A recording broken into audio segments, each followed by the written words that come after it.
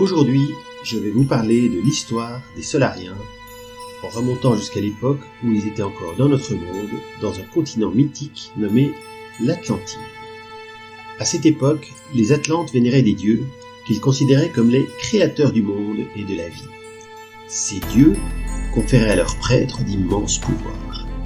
Et ils utilisèrent ces pouvoirs pour satisfaire leurs ambitions, réduire le reste du monde en esclavage. Leurs armées déferlèrent sur le monde antique, à l'époque dominé par les Sumériens, et ils fondèrent plusieurs empires, dont celui de Babylone et celui de Persépolis.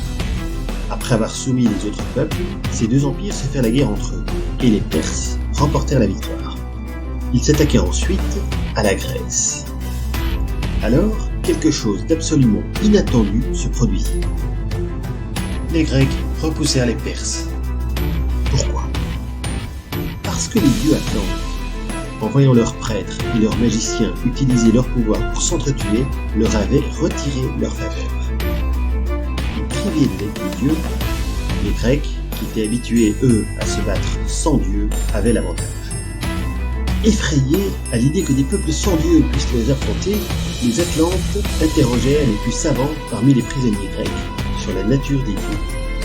Malgré les menaces de mort et de torture, bien peu osèrent répondre, car ils se doutaient bien que la vérité rendrait les Atlantes furieux et entraînerait des tortures encore plus terribles.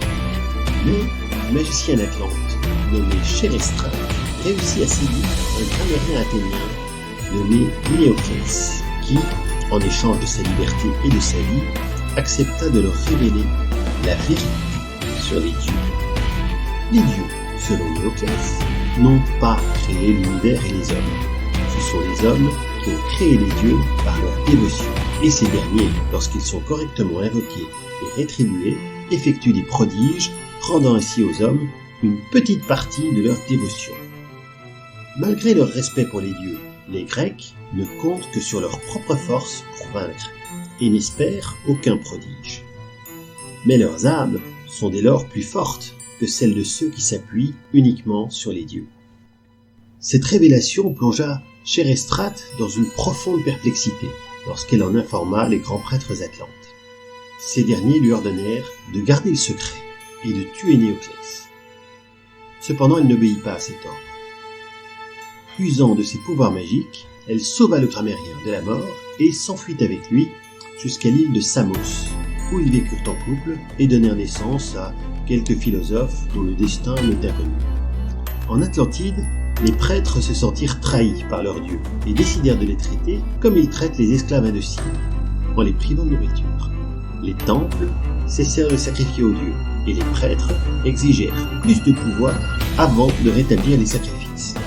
Les dieux atlantes, encore plus furieux de cette nouvelle trahison, détruisirent l'Atlantide, dont tous les habitants furent noyés, sauf de rares survivants qui empruntèrent un portail magique vers un nouveau monde plus lumineux que celui qu'ils venaient quitter.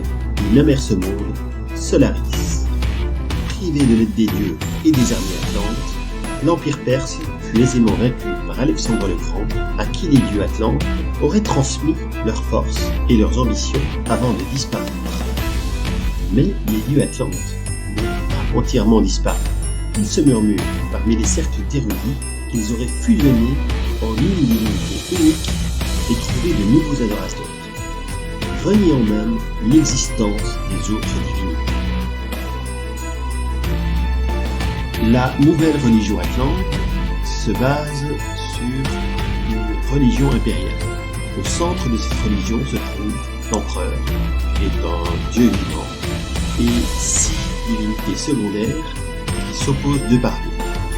Ce système est censé maintenir la puissance des dieux dans une certaine limite, afin qu'ils ne puissent pas trahir leur prêtre.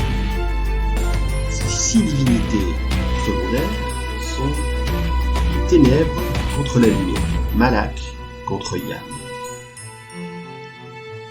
les dieux des instincts contre le dieu de la sagesse, Tuz contre Sénacar,